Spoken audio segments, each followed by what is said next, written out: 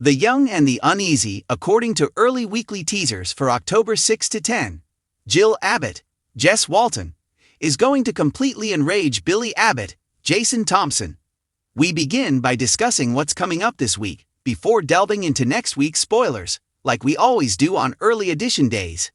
In a conversation with Claire Grace Newman, Haley Aaron on Wednesday, October 1st, Kyle Abbott, Michael Mealer, informs her that Holden Novak, Nathan Owens, is a playboy and that she should avoid him. Claire claims that although she is traveling alone to Los Angeles, she will meet Holden there to do some sightseeing. Claire insists it's none of his concern, but Kyle claims the entire situation is a trap. Additionally, she believes Kyle is being conceited by presuming that he is the center of all of her ideas. Claire reminds him about her unusual life, which has included Newman privilege and Jordan Howard's, Colleen Zenk, domineering behavior. She must also determine what her normal is and how to live her life. Why don't we figure it out together? Kyle asks. However, after reminding him of how badly he deceived her, Claire must now fend for herself. During Kyle's tirade over Holden and the breakup, Audra Charles, Zuleika Silver, is listening in. Claire claims that what broke them was Kyle kissing Audra and then lying about it. However, when Kyle tells her that Holden had a history with Audra as well, Claire accuses him of being envious and claims he fears she will have an affair with Holden. After Kyle accuses Claire of being blind, she tells him that what he said to her today caused her a great deal of harm, and she simply leaves. When Audra exposes who she is and admits that she was listening, Kyle simply screams, "Go away," in contempt. However, Audra calls Kyle a brat and taunts him over Psycho Claire dumping him. When he accuses her of being at fault, she responds, "Stop blaming me." Kyle labels Audra poison after she claims that Holden is really attractive and has enchanted Claire. Kyle calls her horrible once more when she informs him that all they had was hate sex. He despises Audra. Additionally, Kyle reminds her that Holden and Nate Hastings, seen Dominic, both left her. Because Kyle and Claire broke up, Audra claims she's still winning, and Kyle vows to repay her. Later, Claire sobs in the coffee shop about her unpleasant altercation with Kyle. When Jack Abbott, Peter Bergman, arrives, Michael Baldwin, Christian Jules Lebling, is talking to Victor Newman, Eric Braden, and questions them about their encounter. Victor is more like, well, not really, even if Jack claims that he and Victor are allies. In order to regain Kane Ashby's, Billy Flynn, favor and demonstrate his commitment on Young and the Restless, Michael implores for some information to bring back to him. Michael must be their inside man. Jack concurs. Jack claims that if Kane targets J-Boat and Marchetti is also taken down, he would harm Victor's grandson, Nick Newman, Joshua Morrow, and Summer Newman, Allison Lanier. Michael is thus pressuring Victor and Jack to cooperate. Jack adds that Jill will arrive soon and should be able to stop Kane. Victor acknowledges that Kane will become vulnerable as a result of Jill's presence, but he wants to hold off on making a commitment until he has seen what happens with Jill. Nikki Newman, Melody Thomas Scott, is asked by Lauren Fenmore, Tracy Bregman, if Victor is the reason Michael works for Kane, but Nikki is unaware of this. Lauren believes Michael is working with Kane on Victor's behalf. It seems plausible to Nikki. Nikki claims Victor treats his boys the same way he treats Michael, and Lauren claims Victor treats Michael like trash. She is such a facilitator. Although Nikki claims she doesn't want to interfere or be aware of Victor's plans, Lauren becomes agitated and believes Nikki is aiding Victor by ignoring his negative actions, much like Michael did. Lauren also reminds her that Victor tried to ruin Jack, which is why Michael resigned. Nikki claims that she loves Victor no matter what, and that she cannot alter his thoughts about Jack. Lauren claims that she is at her breaking point. She has had enough of Michael chasing Victor around. Lauren then requested that Nikki check to see if Michael was back with Victor. Nikki and Lauren question whether Kane's threats are genuine, and Nikki is skeptical that Victor will tell her. Nikki believes they are, and she goes to the office in the hopes that Victor can stop Kane. Victor reports that Jack just left and that Jill is en route to town. However, Nikki said that Victor acts dumb and Michael is collaborating with Kane. Victor continues to avoid answering Nikki's direct question about whether he has been working with Michael. As usual, Nikki doesn't press Victor when she finally confronts him about not responding to her queries. She simply walks away. Victor concurs that the plan is on track when Jack calls.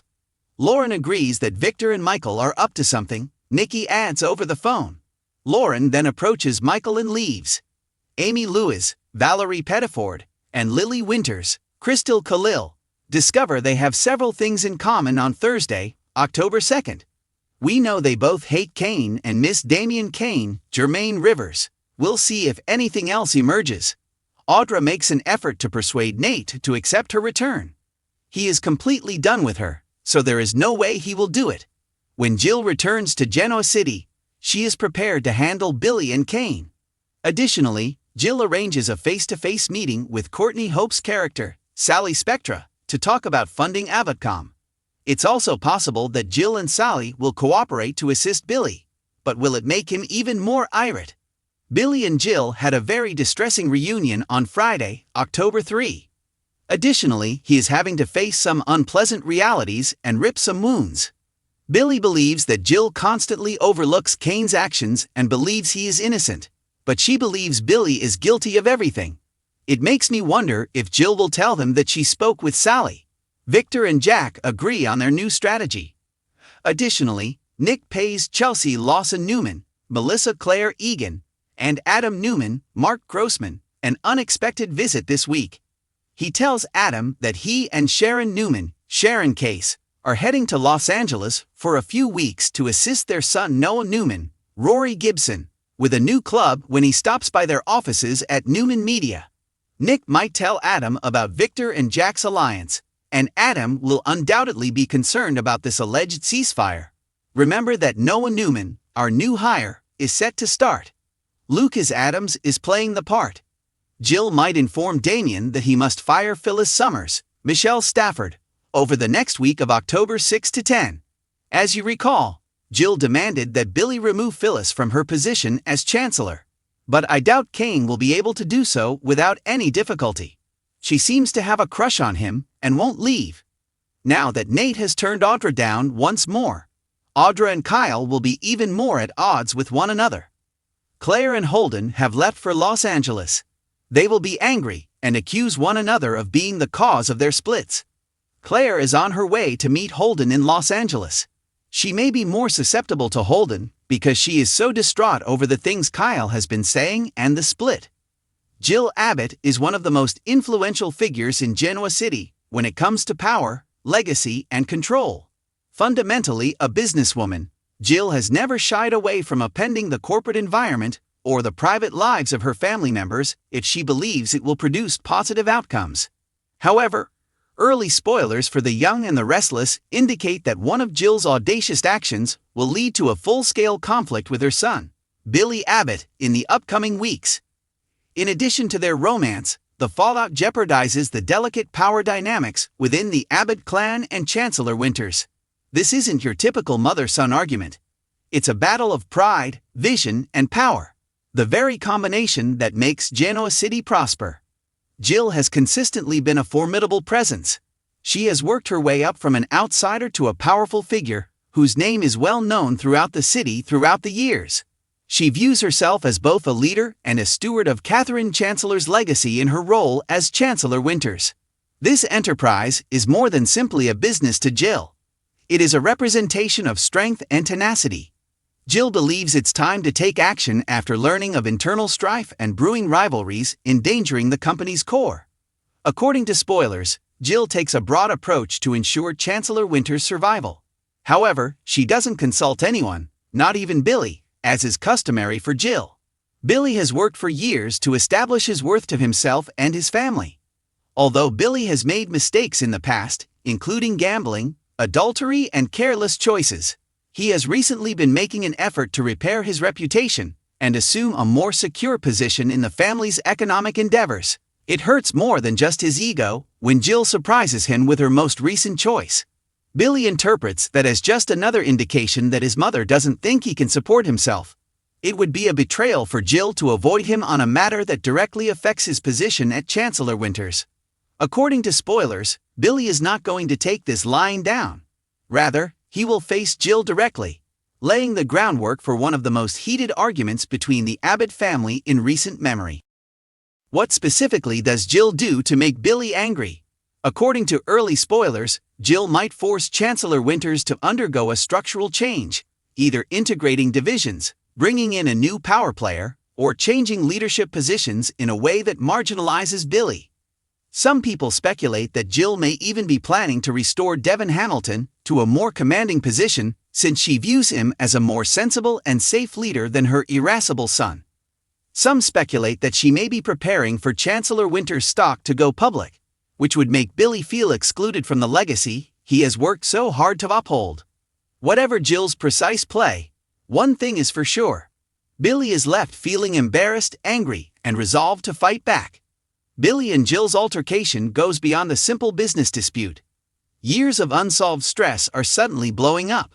Billy will accuse Jill of undervaluing him and not seeing his potential for true leadership. He will bring up past grievances, pointing out how she has consistently preferred others or abandoned him when he most needed her help. Jill, however, will not back down.